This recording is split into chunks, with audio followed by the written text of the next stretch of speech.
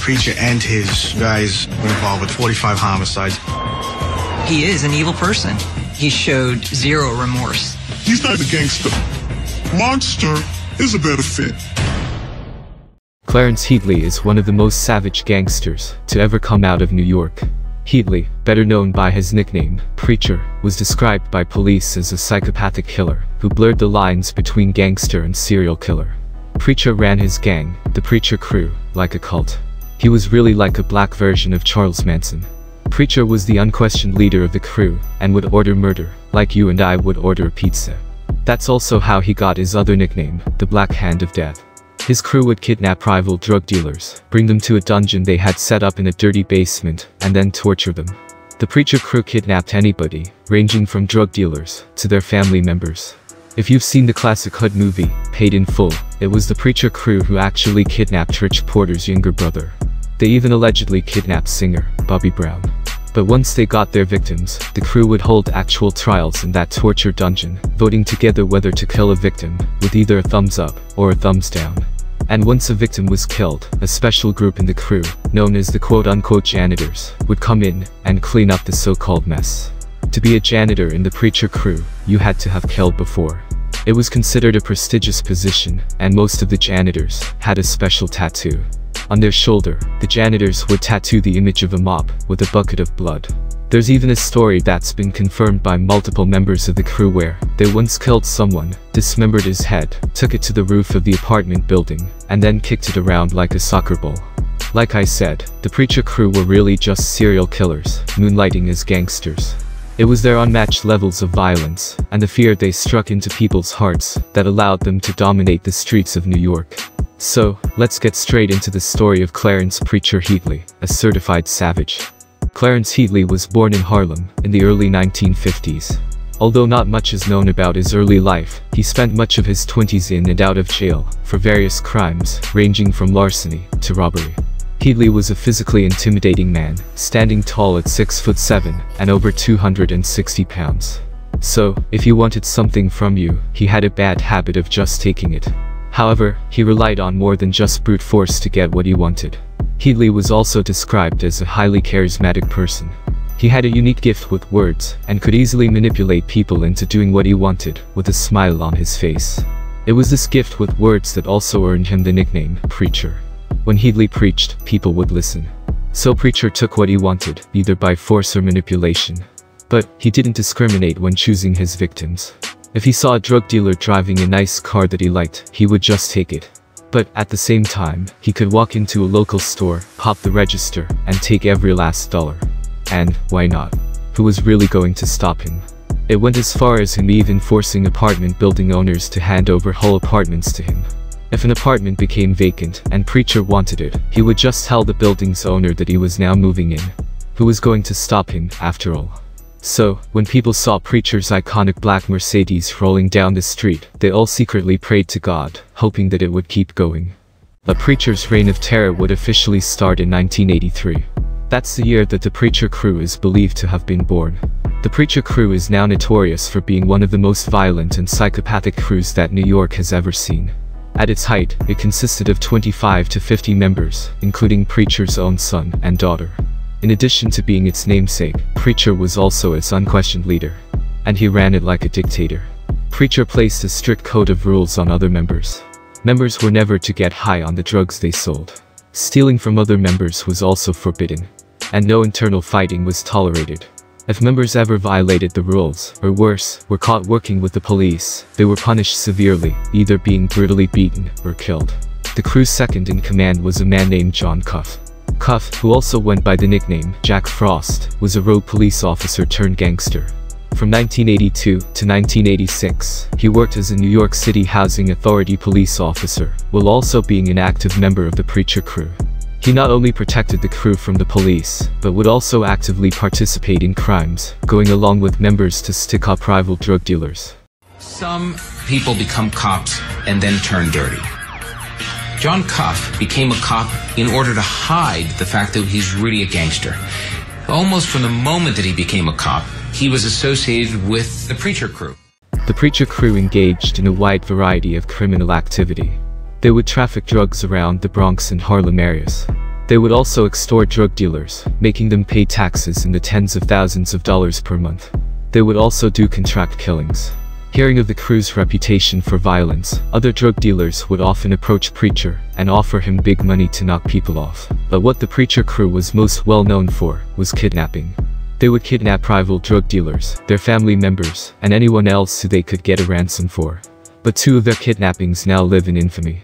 Those are the alleged kidnapping of singer Bobby Brown and the kidnapping of Donnell Porter, the younger brother of Harlem legend Rich Porter.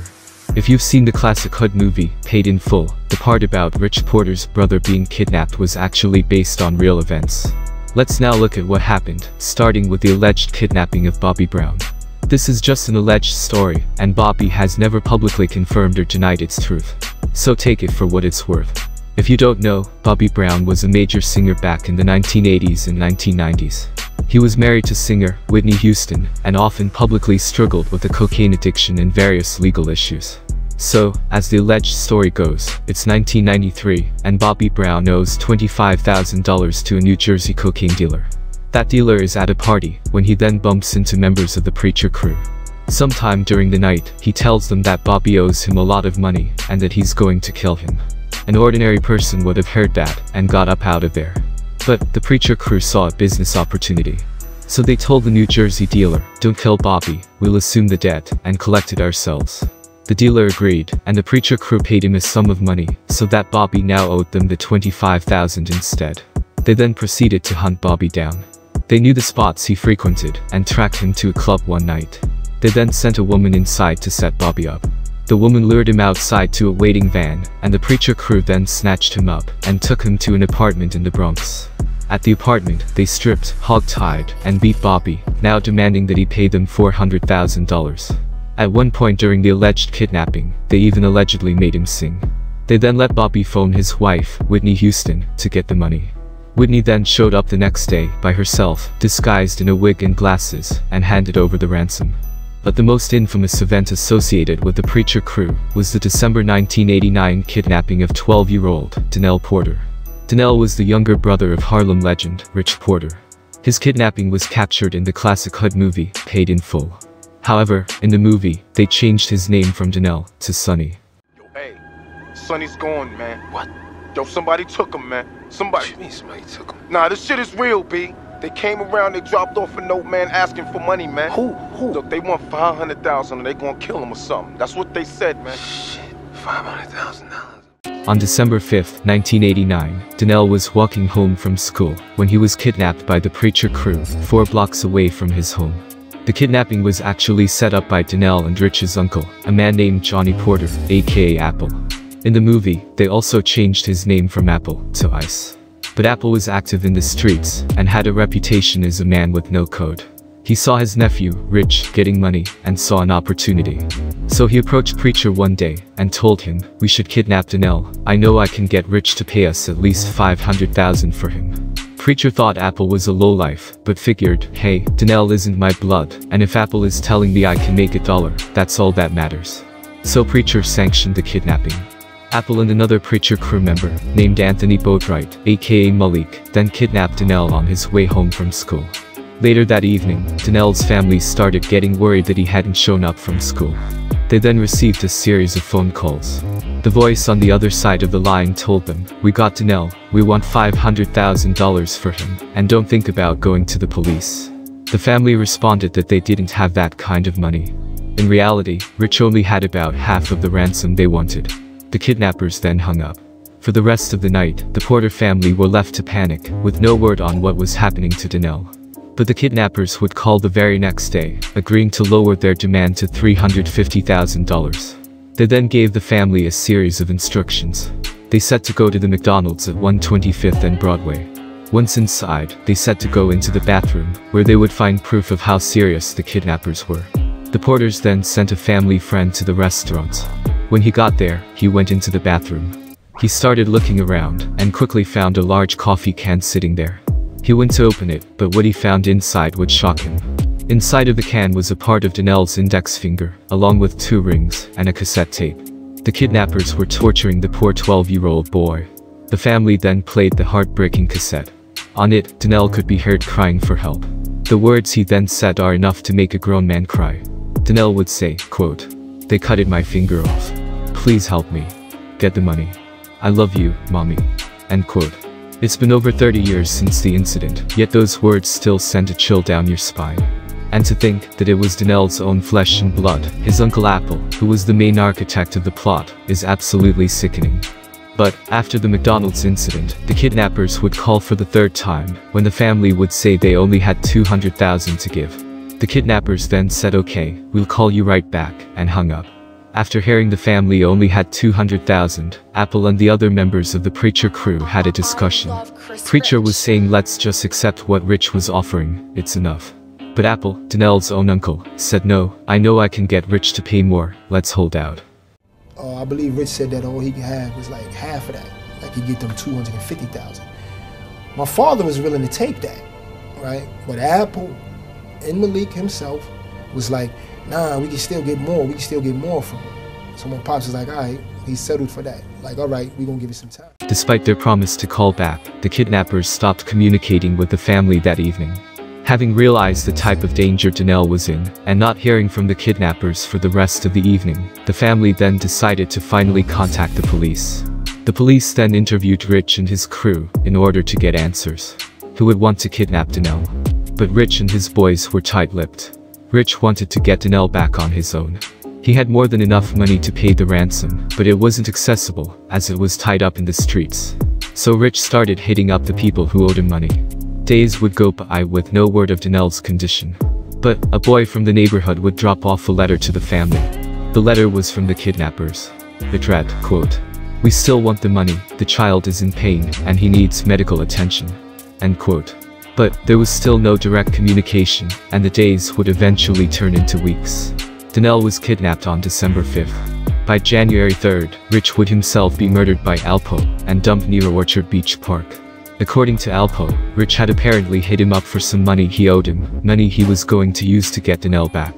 Rather than pay his debt, Alpo figured, "Why don't I just kill Rich, that way I don't have to pay him, and people will think the Preacher crew did it anyways." This not only devastated the family, he now had one son murdered, and another one being held hostage. But it was also a turning point. With Rich dead, the kidnappers now knew that there was nobody left who could pay them their money. And they also couldn't let Donnell go, because, at this point, he could recognize their faces. 3 weeks later, Donnell's body was found. A homeless man was searching for cans, when he found the body wrapped in 14 garbage bags, less than a mile away from where Rich had been found 3 weeks earlier. The murders of Rich and Donnell Porter rocked the streets of New York. Donnell's kidnapping and murder was a major news story in the city, which was grappling with a skyrocketing level of drug-related violence. The NYPD and FBI then created the C-11 squad, in order to take down drug organizations operating across New York. Drug gangs had become too powerful for state authorities to handle alone, so this new task force would get help, and resources from the feds. The C-11 squad would eventually get a major break in April 1994, when a member of the Preacher crew would reach out to them, and offer to cooperate. He claimed that the Preacher crew had been internally cleansing its own members, and that he reached out, because he feared he could be next. He told authorities about one particular incident. In March 1994, the Preacher crew killed Malik, the same man who helped Apple kidnap Donnell back in 1989. Preacher and his right-hand man, Cuff, believed Malik was getting out of control, and that he needed to go.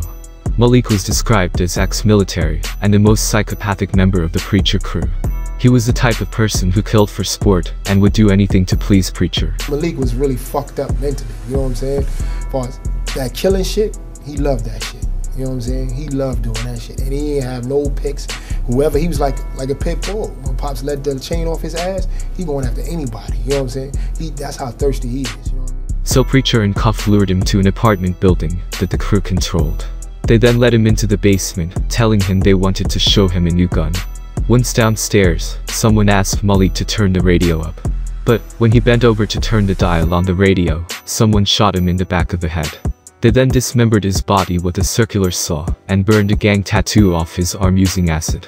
Preacher's son, who was active in the gang, would later say in a jailhouse interview that Malik's head was then wrapped in a sheet, taken to the roof of the apartment building, and used as a soccer ball. Malik wasn't the only person killed in the basement of that apartment. The Preacher crew had been using the basement as a sort of torture dungeon for a while. They would bring their victims there and torture them. The gang would then have a group vote in the dungeon on whether the person needed to be killed. Members would either give a thumbs up or a thumbs down. If there was a majority, they would then kill the victim and dismember their bodies. Their remains would then be discarded in an abandoned building somewhere. The crew even designated certain members as quote-unquote janitors.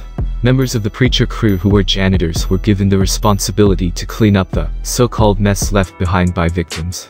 Being a janitor was actually considered a prestigious thing in the crew. In order to be a janitor, you had to have killed someone, and many members aspired to the position. You're probably sitting there, thinking this is absolutely insane. And you're 100% right. The preacher crew were literal demons. They crossed the line from being simple gangsters to being more like serial killers. They then used this fear to dominate the streets. Imagine the type of fear you would feel if you knew about the torture dungeon and then saw someone from the preacher crew pull up on you and try to extort you. The informant who went to the C11 squad would tell the police everything. The preacher crew would then get taken down by the most powerful group of all, the United States government. A 47-count RICO indictment was then handed down, including charges relating to 11 murders, drug trafficking, and conspiracy. On February 6, 1999, Preacher would plead guilty to 13 murders. Prosecutors wanted to make it a death penalty case, the first federal death penalty case in New York in over 40 years. Prosecutors would also refer to him as the Black Hand of Death. Preacher then did something nobody expected. He would cooperate with police, telling on his entire crew, as well as his own son and daughter. He was then sentenced to a term of life in prison, plus 225 years.